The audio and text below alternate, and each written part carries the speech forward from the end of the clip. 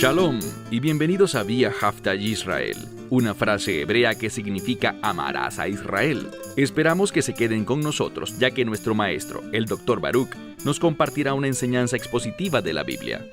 El Dr. Baruch es profesor titular del Instituto Zera Abraham, con sede en Israel. Aunque todos los cursos en el instituto se imparten en hebreo, el Dr. Baruch se complace en compartir esta enseñanza en inglés con doblaje al español. Para más información, visítenos en amarasaisrael.org o descargue nuestra aplicación móvil Mi Estudio Bíblico. Aquí está Baruch y la lección de hoy. Si me preguntaras, ¿cuál es uno de los sucesos más tristes dentro de la comunidad de creyentes hoy en día? Yo respondería a esa pregunta de esta manera: el fracaso en tomar en serio la palabra de Dios. En otras palabras, si queremos ser como nuestro Señor y Salvador, debemos estar plenamente comprometidos a vivir de tal manera que la palabra de Dios se cumpla en nuestra conducta, en lo que decimos, pero más importante, en cómo vivimos. Y esto es exactamente lo que vamos a aprender hoy al concluir el Evangelio de Lucas. Toma tu Biblia y ve conmigo al Evangelio de Lucas, capítulo 24. Evangelio de Lucas, capítulo 24. Hemos visto que el Mesías fue levantado de entre los muertos por su Padre Celestial y que fue resucitado corporalmente. Es decir, la resurrección es un hecho histórico. Es el fundamento de nuestra fe. Y mientras el Mesías concluía su conversación con sus discípulos, lo que dijo fue de lo más interesante. Ve conmigo al Evangelio de Lucas, capítulo 24, versículo 44. Dice así: pero les dijo a ellos, es decir, a sus discípulos: estas son las palabras que les he hablado, estando aún con ustedes, que era necesario que se cumpliese todo lo que está escrito. Eso que está escrito en la ley de Moisés, en los profetas y en los salmos acerca de mí. Lo que se enfatiza aquí es que el Mesías vivió de tal manera que se cumpliera la Escritura. Él mencionó la ley, los profetas y los salmos, que son el fundamento de esa tercera sección de la Biblia hebrea, llamada los Ketuvim o los escritos. Lo que quiere decir es esto, que todo lo que él hizo era para que la Escritura se cumpliera. Ese fue el propósito por el cual fue enviado a este mundo, para mostrar su compromiso con la palabra de Dios. Antes de avanzar, debemos hacernos una pregunta. ¿Tenemos nosotros tal compromiso? ¿Es nuestro mayor anhelo, nuestro máximo deseo, aplicar la verdad bíblica a nuestra vida? Con eso es con lo que un verdadero seguidor del Mesías está comprometido. En otras palabras, simplemente obedecer la palabra de Dios. Así es como demostramos fe y así es como servimos a Dios. De nuevo, el Mesías habla de su profundo compromiso con la palabra de Dios. Que lo que Moisés escribió, lo que los profetas escribieron y lo que se escribió acerca de él en los salmos, todo esto tenía que cumplirse. Veamos ahora el siguiente verso, el 45. Entonces les abrió el entendimiento para que comprendiesen las Escrituras. Esto es lo que el Mesías quiere hacer por medio de su Espíritu, es decir, del Espíritu Santo. Lo que Él quiere dar a cada creyente es la mente de Cristo, para que entendamos la palabra de Dios con un propósito, y es el siguiente: aplicar la verdad de la Escritura a nuestra vida. Y cuando nos acercamos a Dios, y me doy cuenta que repito mucho esta frase, pero creo que es vital para todo creyente que nos acerquemos a Dios y nos acerquemos a su palabra diciéndole: Dios, lo que tú me reveles, lo que aprenda de ti por medio del Espíritu Santo acerca de la verdad de tu palabra, sea lo que sea, lo que tú me enseñes, lo voy a obedecer. Lo voy a seguir. Me comprometeré con la revelación de tu palabra, Dios. Cuando tenemos un compromiso así, eso cambiará la manera como entendemos la palabra de Dios. El Mesías está diciendo, y noten que estas dos cosas van de la mano. Él comienza diciendo, yo estoy comprometido a cumplir la ley de Moisés, la verdad profética de la Escritura y lo que se dice de mí en el libro de los Salmos. Él vivió para que la palabra de Dios se cumpliera en él y por medio de él. Y luego, en respuesta a esto, dice a sus discípulos en el versículo 45, entonces, o sea, como consecuencia de lo que acababa de decir, les abrió el entendimiento para que comprendiesen las Escrituras. Verso 46. Y les dijo, así ha sido escrito que así era necesario que el Mesías sufriera. Esto es muy significativo porque acaba de afirmar que Él cumplió la Escritura, que Él aplicó la palabra de Dios a su vida, y esa obediencia, ese compromiso con la verdad de la Escritura, ¿qué produjo en su vida? Sufrimiento. Y de la misma manera como el mundo lo odió y lo persiguió, Él enseñó a sus discípulos, y especialmente esto es cierto en el contexto de los últimos días, que el mundo nos odiará y el mundo nos perseguirá. Eso es lo que podemos esperar antes de que se establezca el reino de Dios.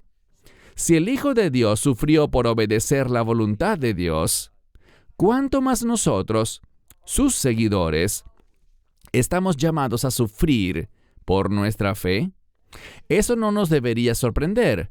Es una verdad fundamental. Cuando caminamos en obediencia, seremos perseguidos por el mundo y sufriremos. Mira de nuevo este pasaje.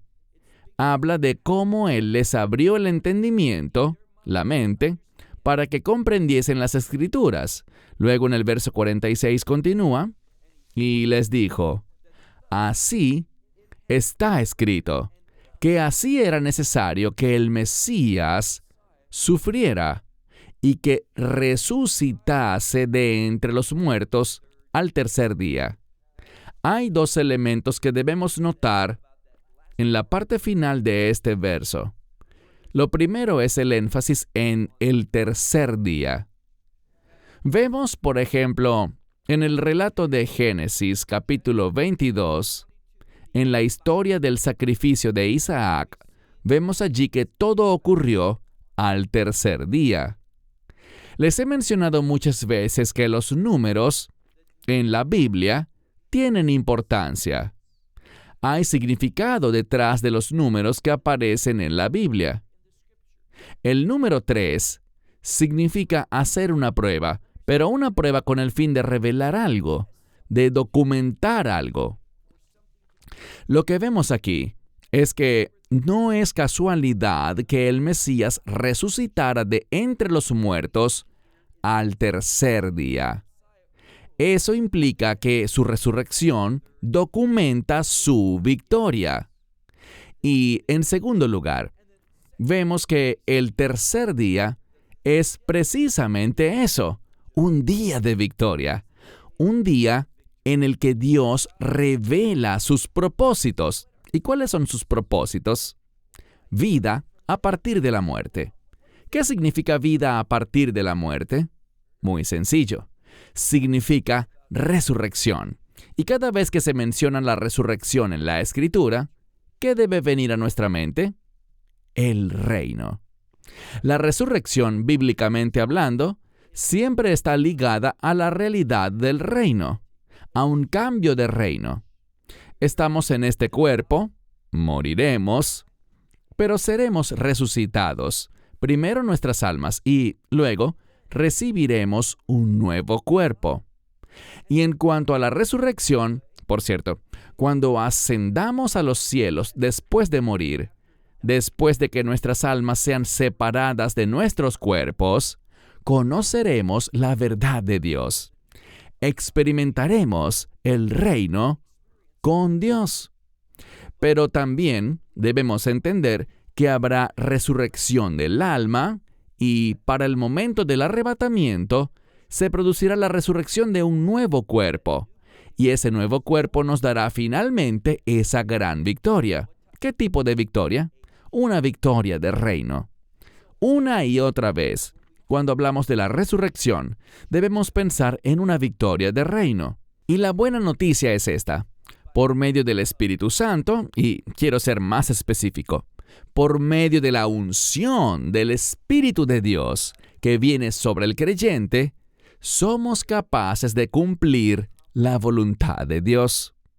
Para eso es que Dios provee. Para eso nos da poder. Para eso nos da su perspectiva. Y para eso nos da su provisión, para que podamos cumplir su voluntad. Y al mirar la Escritura, vemos que su voluntad está directamente ligada con la verdad de la Biblia. Así que era necesario no solo que el Mesías sufriera, sino que, como leemos al final del verso 46, que resucitara de entre los muertos al tercer día. Verso 47. Bien, ¿qué fuimos llamados a hacer como sus discípulos? Esto lo aprendemos en el siguiente verso, el 47, que dice así. Y para proclamar, esta palabra proclamar es causativa. ¿Qué significa eso? Significa que debido a lo que Él ha hecho por nosotros y por los beneficios que recibiremos de su obra, debemos ser individuos que son movidos a proclamar, y noten lo que dice aquí, proclamar en su nombre el arrepentimiento y el perdón de pecados a todas las naciones. Fíjense, arrepentimiento y perdón de pecados.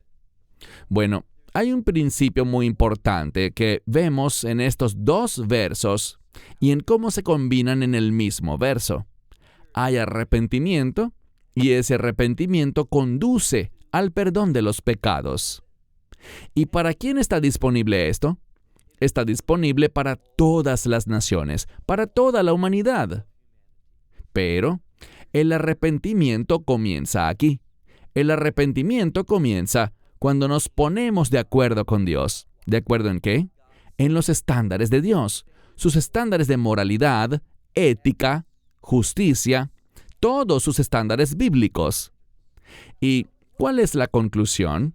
Cuando estoy de acuerdo con Dios y digo sí, afirmo tus estándares de lo que es correcto y lo que es incorrecto, o dicho de otra manera, de lo que es justo y de lo que es injusto, cuando aplico sus estándares a mi vida, ¿y cuál es el mejor lugar para encontrar los estándares de Dios?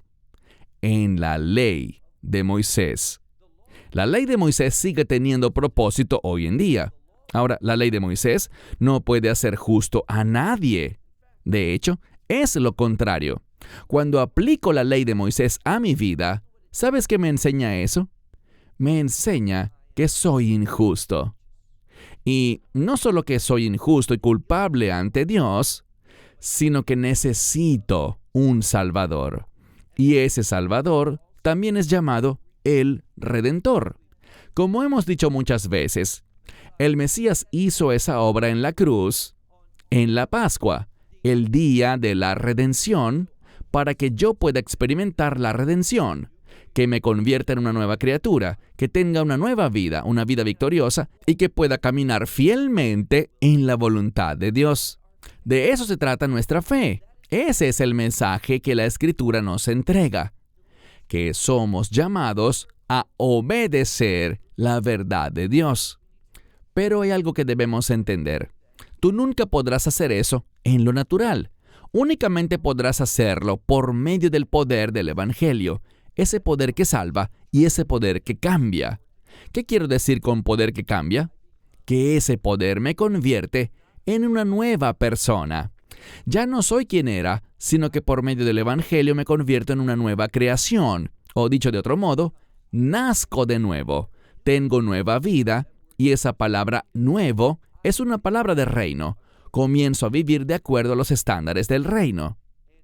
Y es solo por medio de esta regeneración, o sea, del poder del Espíritu Santo transformándome, que ahora tengo la capacidad de caminar en obediencia con Dios.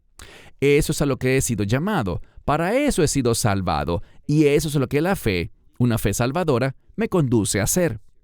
Leemos aquí, y para que sea proclamado por el nombre, su nombre, arrepentimiento y el perdón de pecados a todas las naciones, comenzando desde Jerusalén.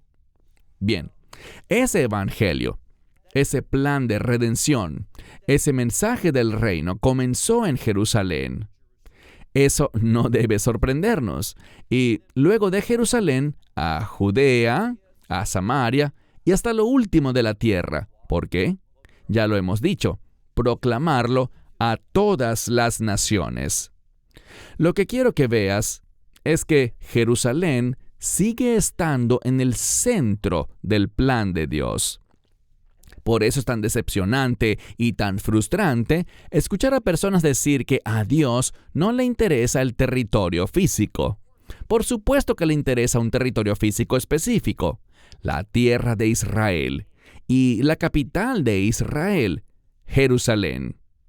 Permíteme hacer una pausa un momento y compartirte una verdad importante, que es un hecho y es lo siguiente.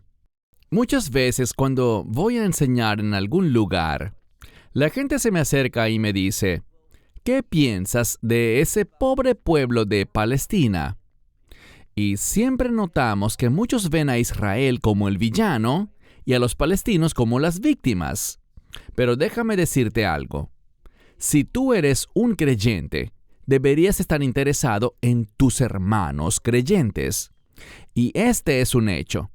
Existe una autoridad palestina que gobierna en Judea y Samaria, lo que el mundo llama Cisjordania, mientras que Hamás es quien gobierna en Gaza. ¿Qué ha pasado en los últimos 7 años? Hemos visto una reducción del número de creyentes en esos dos lugares, en un 90%.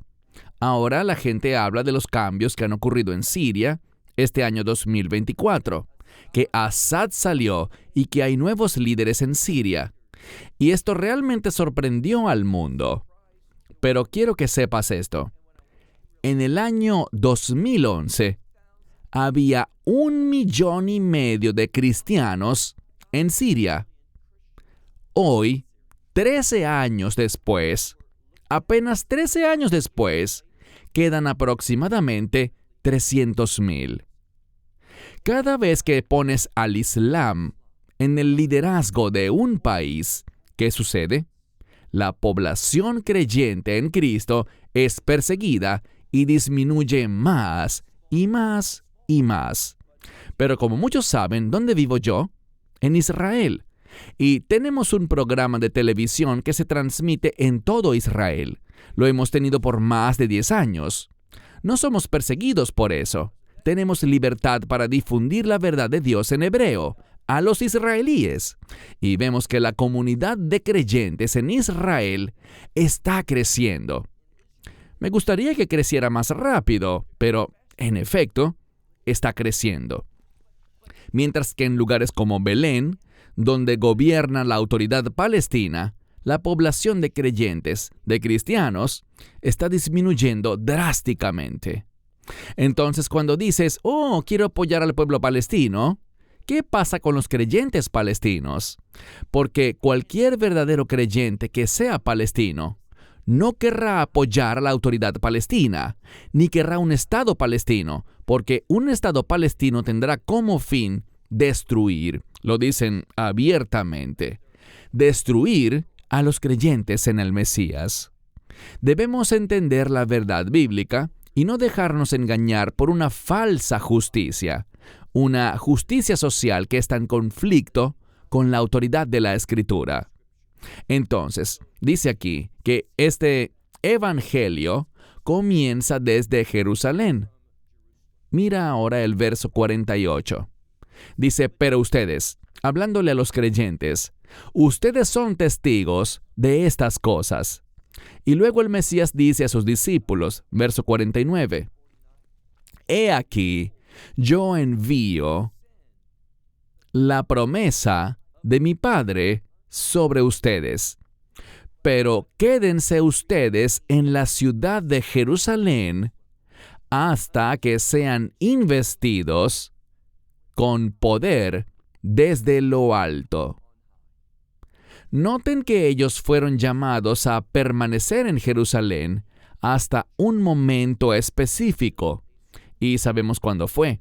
Pentecostés o la fiesta de las semanas, que es una fiesta, un día festivo del Señor, del que puedes leer en Levítico 23.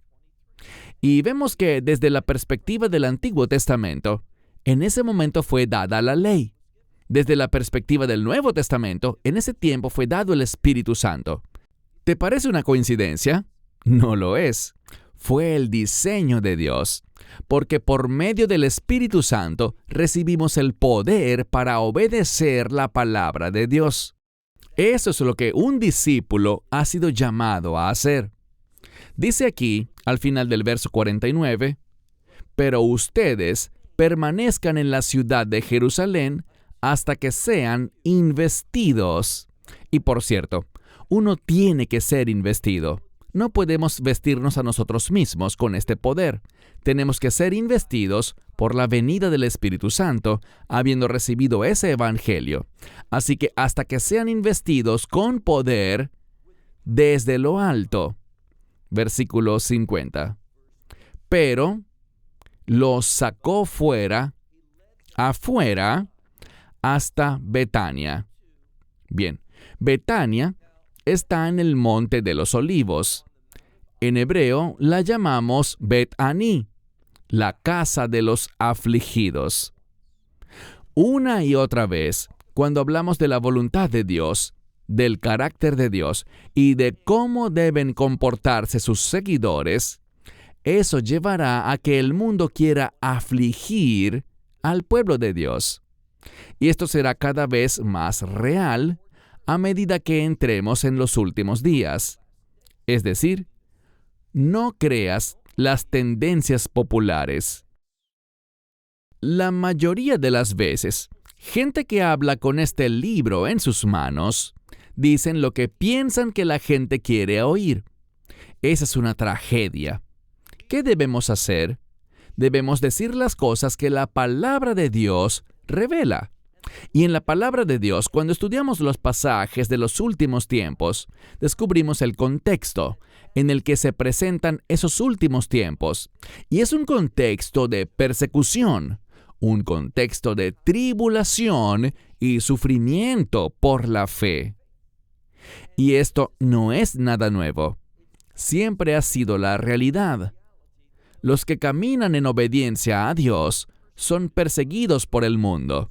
Entonces dice aquí en el verso 50, Él los sacó afuera, hasta Betania. Y dice aquí que alzando sus manos, los bendijo. Y aconteció que mientras los bendecía, se separó de ellos y fue llevado arriba al cielo. Aquí se habla de la ascensión del Mesías. Todo esto, en este contexto, en la Escritura, de que Él ascendió a los cielos de donde antes había descendido, nos muestra algo, y eso es que Él estaba hablando de sufrimiento, de salir al mundo y proclamar al mundo, y todo eso está escrito en el marco de que el Mesías fue llevado al cielo para mostrar también la aprobación de su Padre sobre todo lo que Él hizo y todo lo que enseñó. especialmente esto que nos comparte aquí al concluir el Evangelio de Lucas. Así que se separó de ellos y fue llevado al cielo. Verso 52. ¿Qué hicieron estos apóstoles, estos discípulos? ¿Qué hicieron ellos? Leemos en el verso 52. Y ellos, después de haberle adorado, noten eso, lo adoraron. Si Él no fuera Dios, ellos habrían cometido un terrible pecado. Pero Él es Dios. Él es Emmanuel. Y estaban en lo correcto. Fue por la enseñanza que les compartió, revelándoles quién es Él, que estaban en lo correcto al adorarle. Mire de nuevo el verso 52. Ellos, después de haberle adorado, volvieron a Jerusalén con gran gozo. Cuando reconocemos quién es Él y lo que ha hecho, y cuando estamos comprometidos con sus propósitos, ¿cuál será el resultado? Tendremos, tal como dice aquí, gran gozo. Ese es nuestro Dios. Eso es lo que Él quiere hacer. Él quiere que le obedezcamos y el resultado de obedecerle es gran gozo.